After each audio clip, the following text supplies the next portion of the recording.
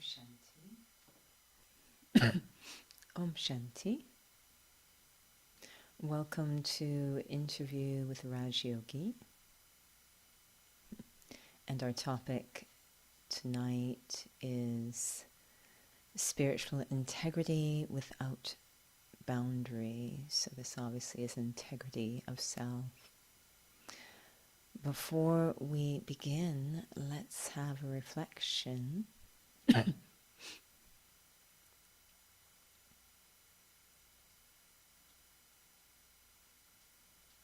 With just one thought.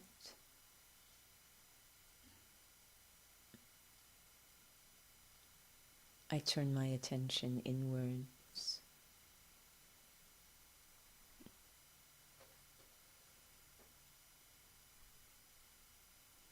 Not in order to analyze or worry or problem solve. I go much deeper than that.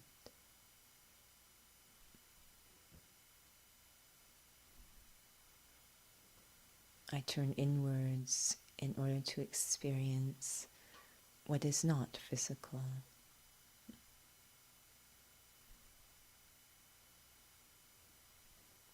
The outer world I experience through my physical senses.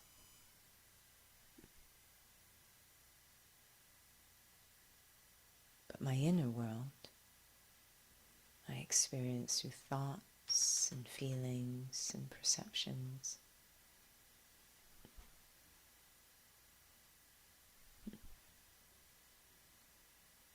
Traveling deep inside in the vehicle of my mind to a very quiet place where there's no sense of time, no pressure to act. It's a place of pure being where I exist in my most essence-full state, life itself, free of roles, responsibilities, free of the image. Just I, the being, a point of life.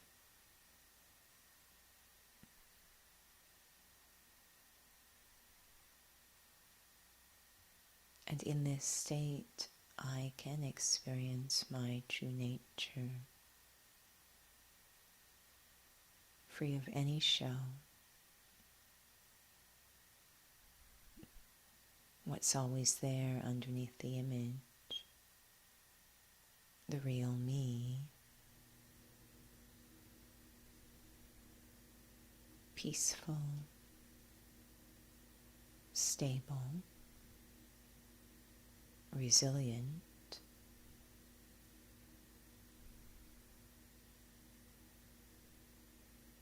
absolutely serene.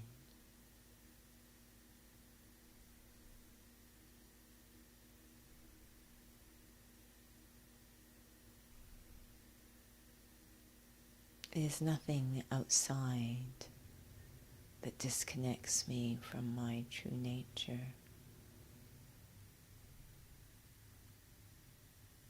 It is simply a matter of me forgetting.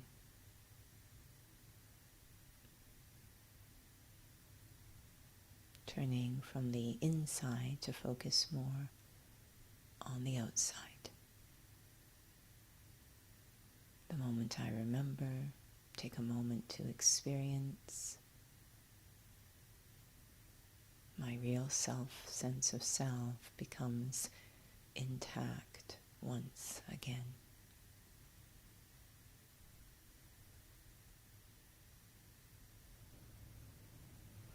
Om Shanti.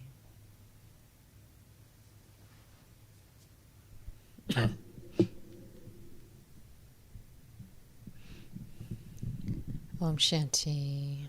Welcome to those who have joined on Instagram and YouTube. Please let us know, especially those on Instagram, if the audio is too quiet. Please type a message in the chat box. We will keep an eye out. So we are continuing with this aspect of integrity in our interview series, and this topic of boundaries have come up numerous times in this spiritual integrity series, but also in previous sessions. And so, even though I was the one who created the topic, I'm going to ask you, so why is this whole thing about boundaries such an, I'm not sure if the word concern, but it is a topic that needs to be addressed? I know we've mentioned it before because it reminds me a little bit of this same. Can be louder. We'll Okay, try our let's best. see if we can fix it.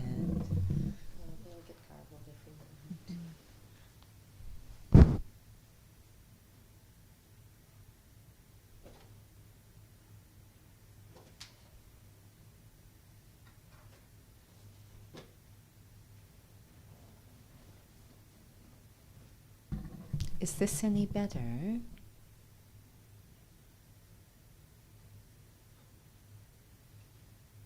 I'll keep talking. Let's see if the volume has improved.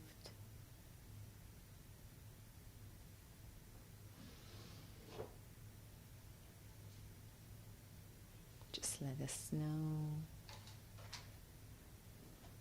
Okay, it's a little bit better, but that means it can be even better. So we'll keep going, and hopefully it's improving.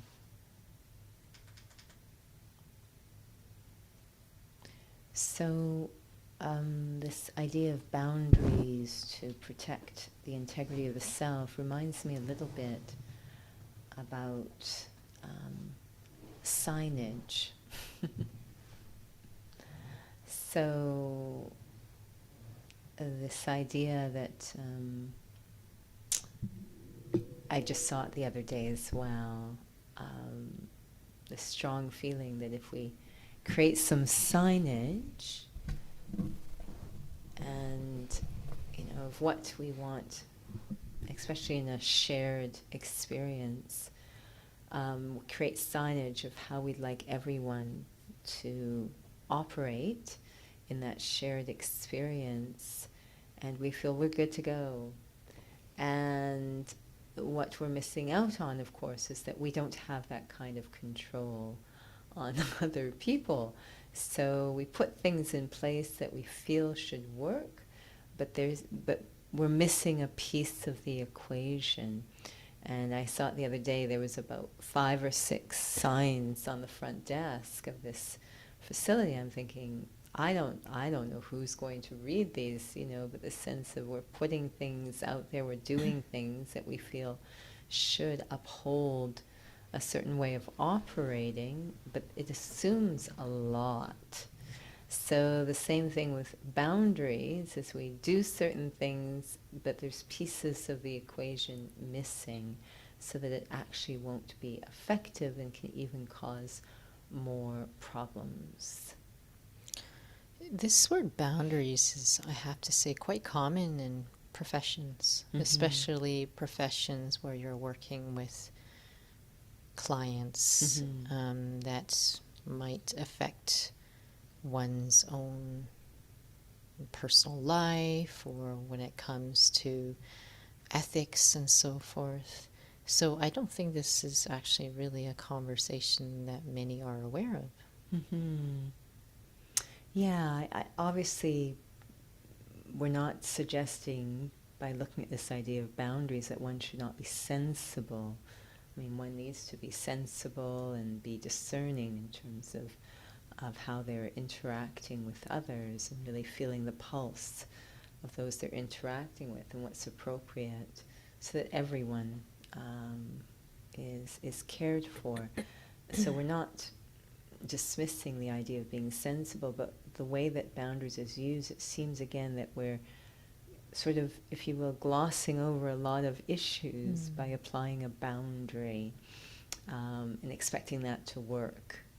And just as we put signage up and we expect it to work, and it's glossing over a lot of sort of issues, people don't read them, they do not have the capacity to follow them due to different reasons. So again, we put boundaries up, but I'm still stuck inside, feeling vulnerable and insecure, and the other person is getting all sorts of interesting signals and interpreting in various ways what I've just done. So it's not taking into account what's going on inside of us and what really is the issue, what really is the problem.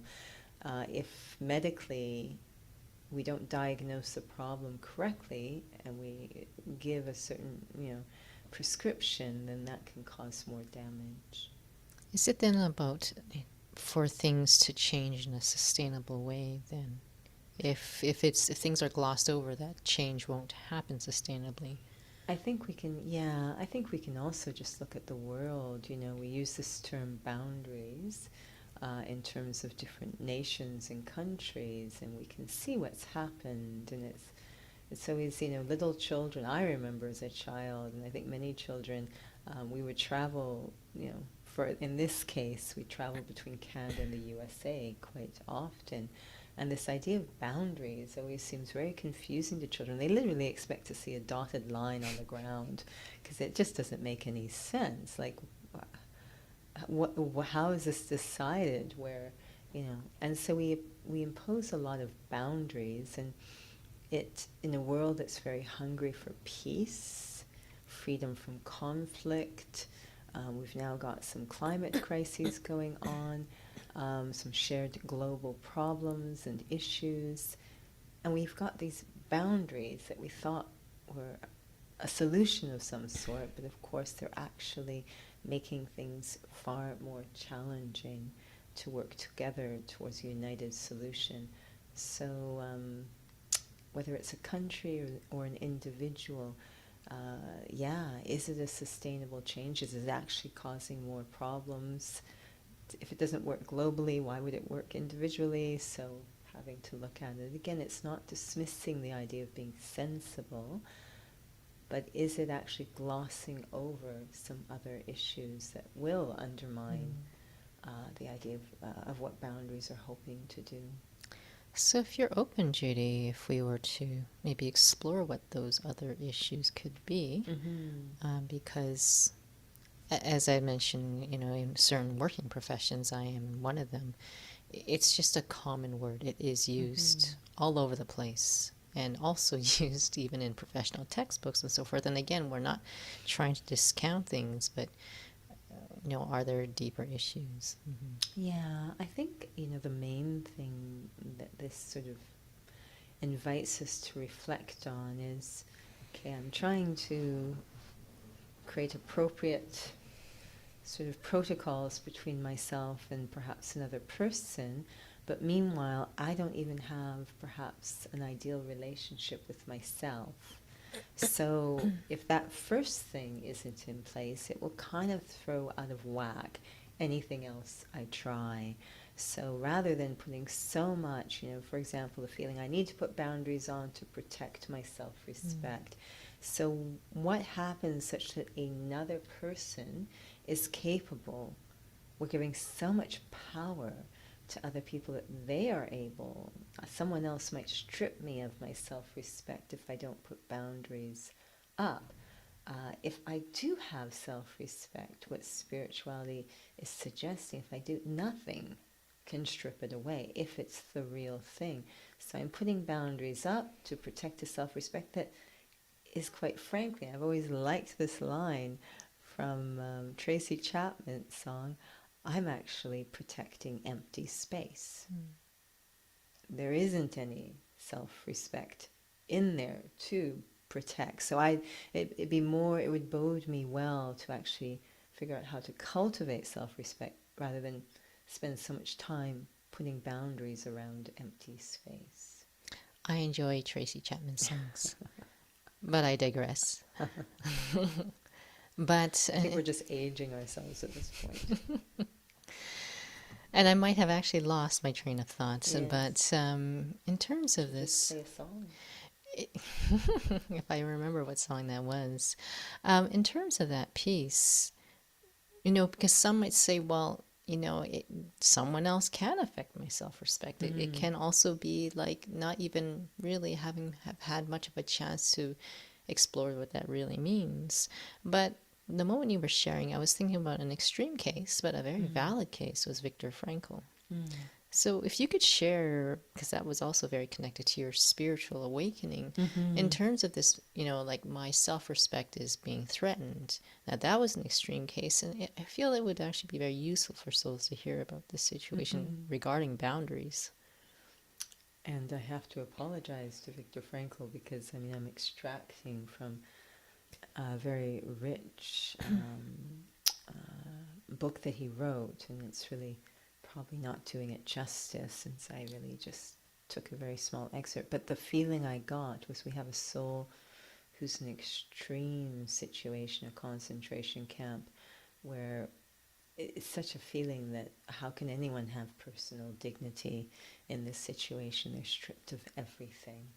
And yet in that, I remember distinctly the feeling in my head as a teenager coming across this book of that is spirituality, because what the book talked about was, it's of course Quest for the Meaning of Life, it talked about this idea of it is in my hands in whatever situation I find myself, it is in with my hands to really cultivate that personal dignity.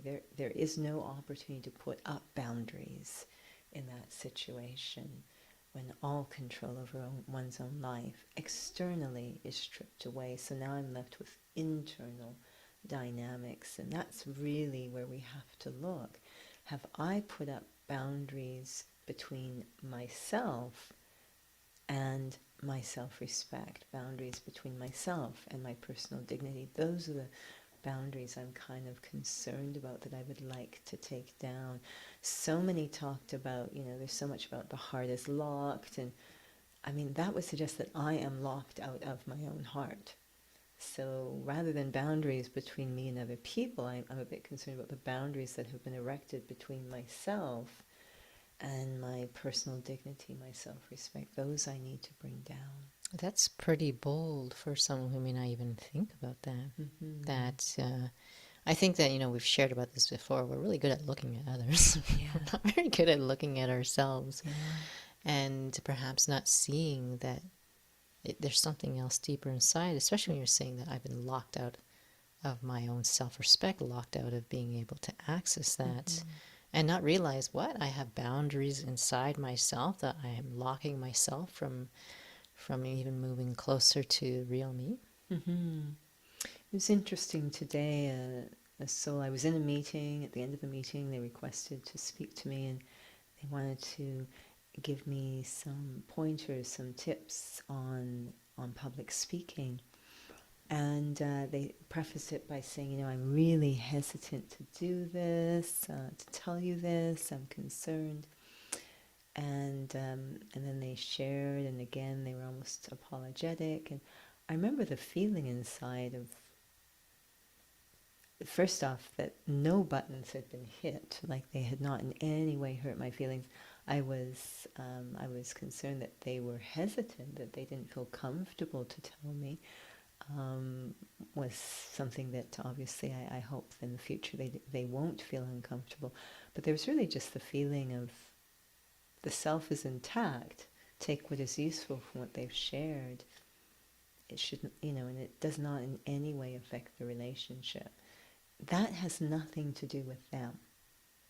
Those types of decisions, that's in my hands, how I choose to respond, it's not that I need to say, okay, I think you've overstepped your bounds here, telling me this. And there's many beautiful stories. I know for me that when I first came into the study, and the student who was senior to me, Brother Eric, it was quite fascinating to me, because often one of the places that these boundaries come up is in hierarchies. and not to overstep your bounds as a junior. And so I was definitely the junior in this dynamic. And I remember it was always very interesting for me to get used to the fact that, part of the thing was French is his mother tongue. So English, he speaks English beautifully, but constantly having to learn. And we were talking spiritual language, there's special words, etc. So there's constant learning. And I don't know how many times, I mean, poor thing, I mean, we'd actually burst into laughter sometimes because his English was just so, so funny. And he never, again, he is senior to us, he never got upset, he welcomed correction from us. And I remember that feeling of what a free soul, to not take things, as we say, personally, to not feel hurt. What a free soul, what a strong soul. It wasn't strong in the sense of conflict, boundaries, power, pushing out, but completely open heart. So I think that's unbounded. They're not bound or binded, being bound, or they're not in binding by their personal insecurities or doubts or fears. Very free soul. Do you feel it might be quite frightening for an individual to acknowledge that might be actually what the issue is? It is, and whenever we're dealing, I mean, these are spiritual illnesses we're talking about, the loss of self-respect, personal dignity.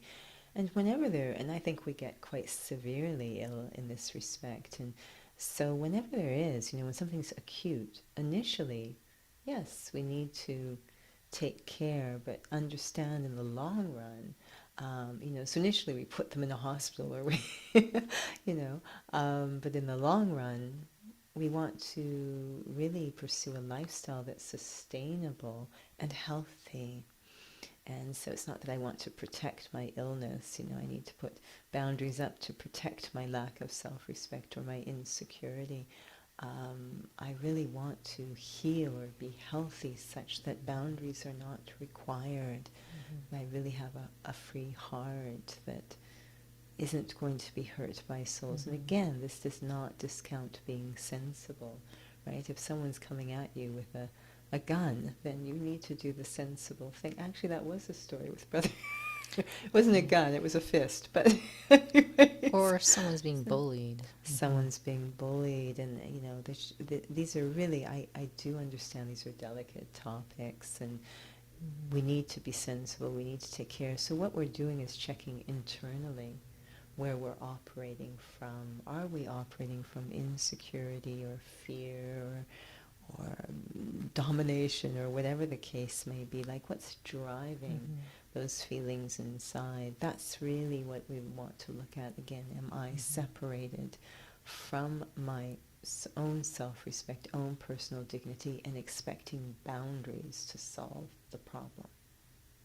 Could avoiding the situation be a form of a boundary? Absolutely, and I think that's top of the list, and we kind of convince, and again, if it's acute, absolutely, but to not confuse that with it being the solution. There's a lot of things solution we do when it's acute, absolutely, but it's not, it's going to repeat. It's going to show up again. I can avoid that situation over there, but because the creation of the situation is from something within me, it will repeat in another scenario. It just keeps coming up. And because wherever I go, there I am. So eventually I have to, and I know it's uncomfortable. The beauty of a robust spiritual practice, such as Raj Yoga, is it really, up front, at the very beginning, we say, you are a soul. And what that's really establishing is the eternal, innate capacity and goodness of the self. That's so critical to sort of starting to bring down the sort of Berlin Wall inside, starting to free the self, is to start to reconnect. There's a wall or a boundary between me and the truth about me, my true nature. So, and that boundary or wall is built out of illusions. I feel like this aspect of a lack of self-respect, so which is, of course, for those who have just recently joined, is one of the deeper issues that are glossed over when we decide to try to put up boundaries. Self-respect seems to be an issue that basically everyone faces, whether it is that I feel that I'm lesser than, or I feel that I'm better than. And better than really actually is still feeling lesser than. It's just perhaps maybe a bit more subtle. But that's a big journey. So it sounds like there could be a lot of dynamics that are still happening on the surface. And to acknowledge, I can put up all these boundaries, I can point fingers at the other person or those situations, but it's something inside of me. We mentioned it's can be quite scary, but it's also a long journey. So what do you do?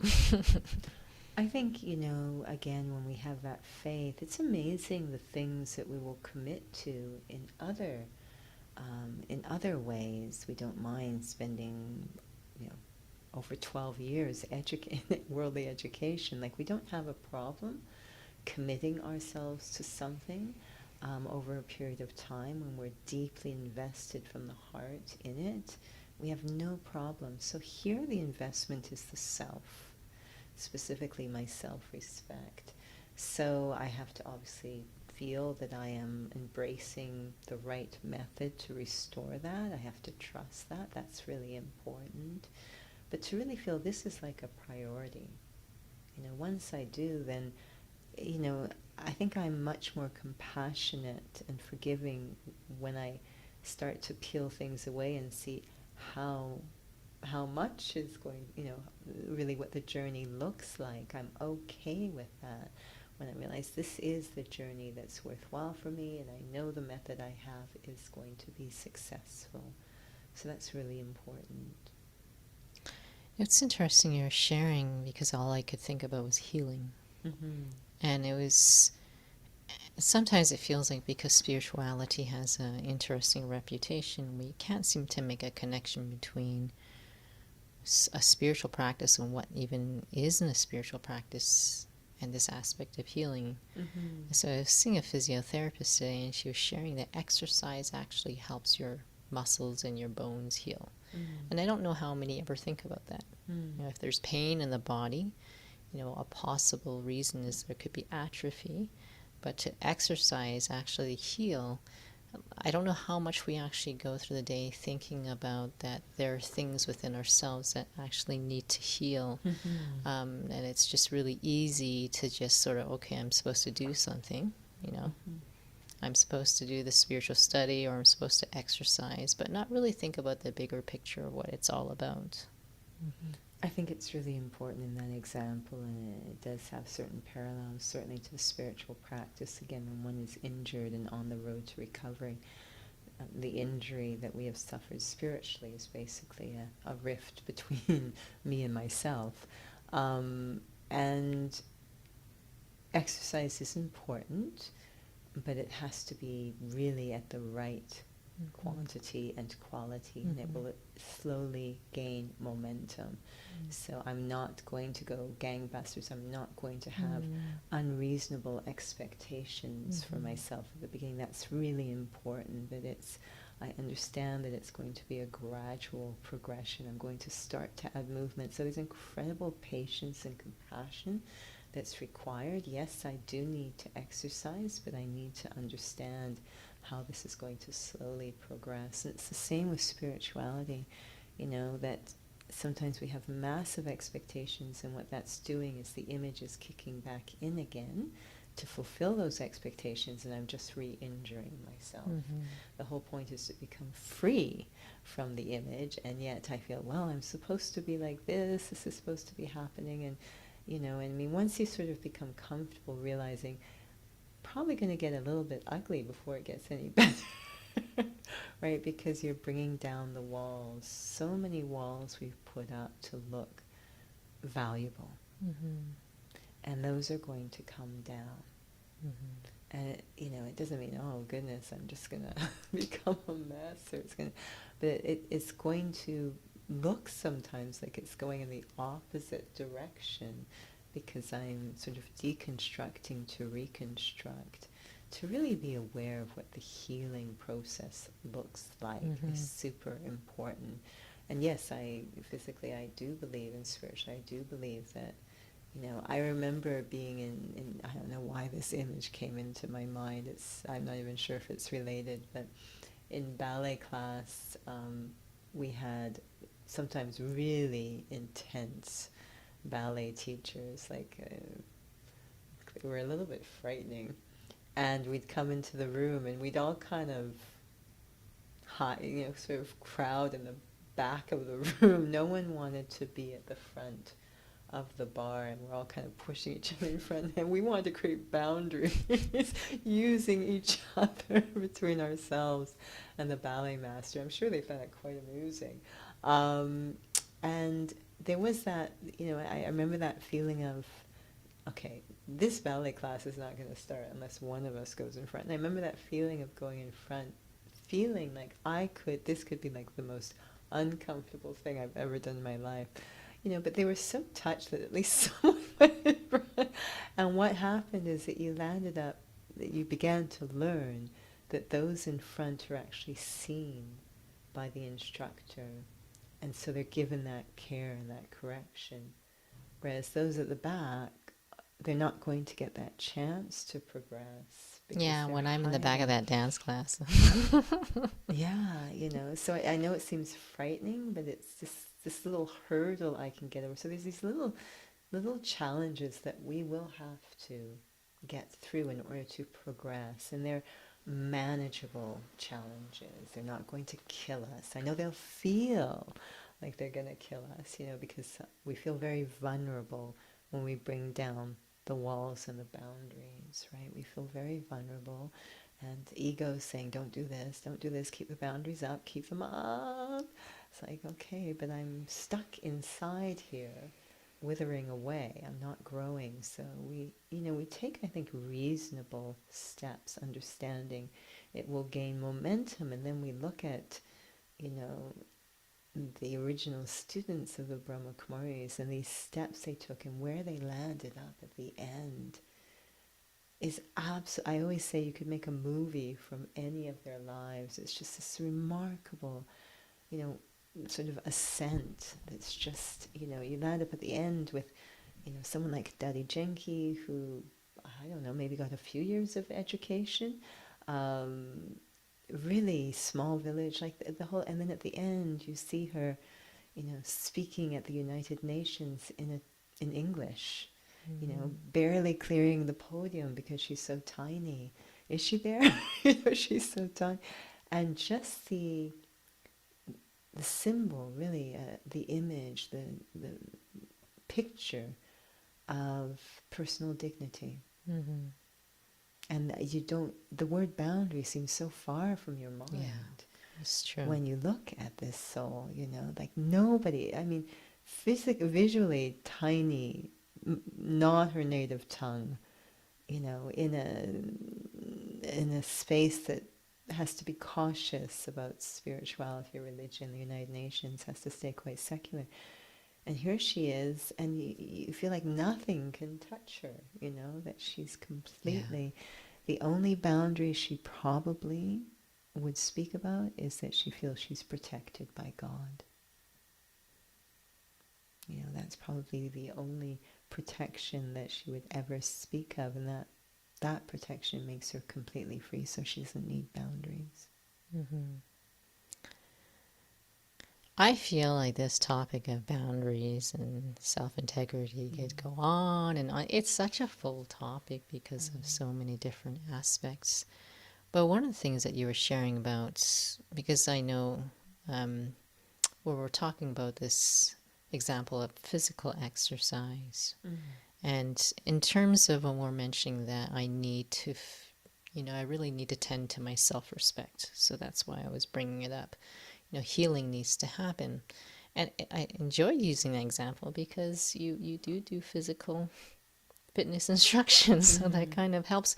The reason why I'm sharing that now is because you were talking about being able to know the quantity and quality of exercise, and it was making me think about spirituality that there is something I actually practically need to do, but there needs to be quality in what that is if I am trying to address these deep issues that are actually causing a lot of other stuff that's happening and I don't even realize. I mean, that, of course, again, assumes that I have a method that I really recognize and trust will help me to reach my destination. And that method actually has the steps to help me get from point A to point B.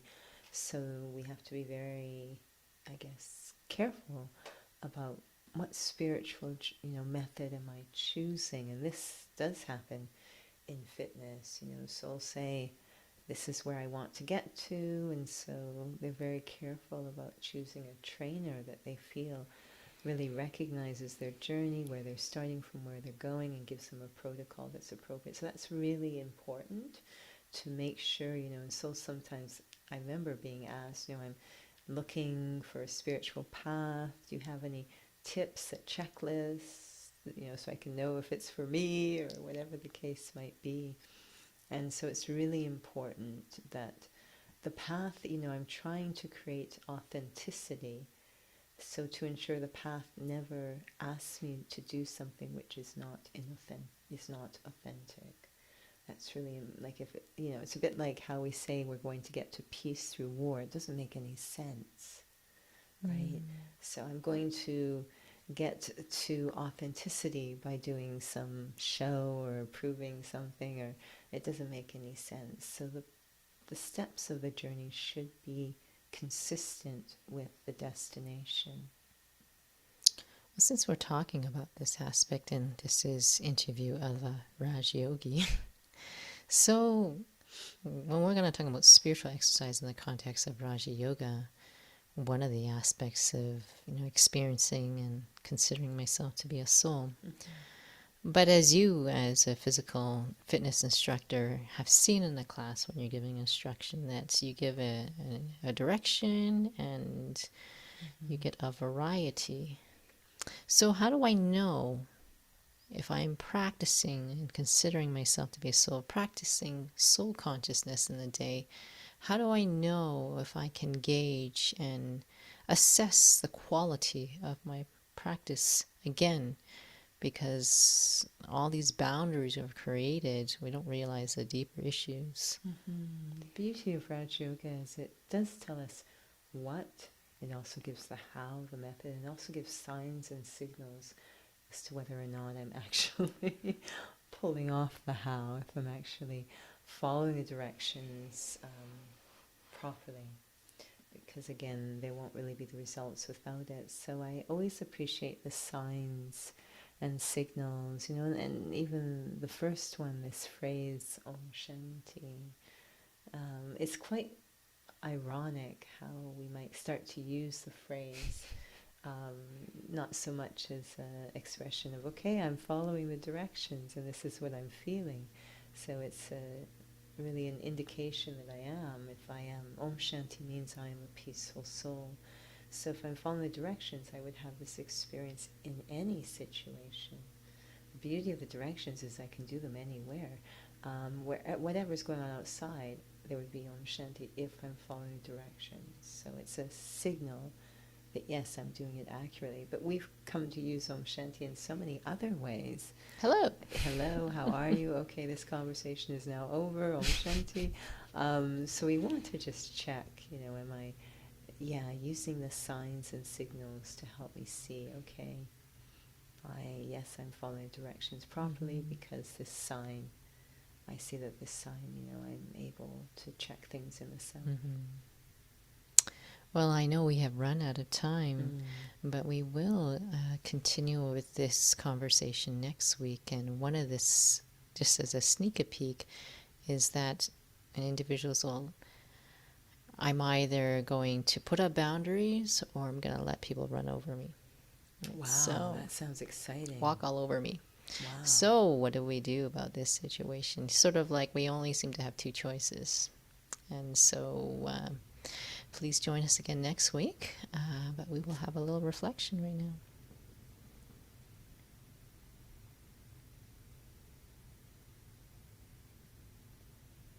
once again, I go inside, really to the heart of the self, a place that's very vulnerable but also extremely strong.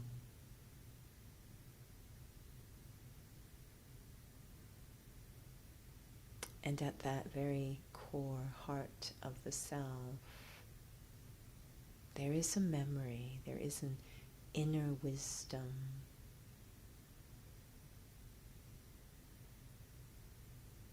an imprint, a record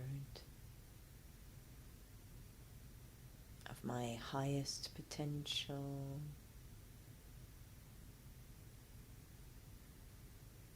the true self, the authentic self,